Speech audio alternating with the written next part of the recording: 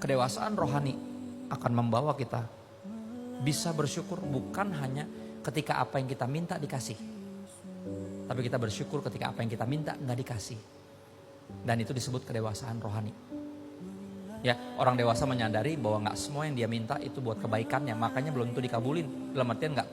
Kalau Tuhan bilang enggak itu juga jawaban dan kita harus terima itu. Contoh, gue berdoa untuk kesembuhan bokap gue ketika dia sakit di 2020. Tuhan nggak kabulin, pulang ke surga. Tahun depannya, Radit, ketika gue berdoa buat Radit, kita berdoa semua pakai Zoom, semua hamba Tuhan hebat satu Indonesia, bahkan sampai Southeast Asia semuanya pray for Radit untuk sembuh, tapi nggak diizinkan, malah pulang. Oke, gue berdoa buat nenek gue, umur gue masih kelas 6 SD.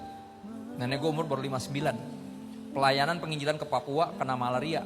Nah gue berdoa Tuhan pasti sembuhin. Masa dari setan aja biasa dilindungin, masa dari nyamuk aja gak bisa dilindungin maksudnya.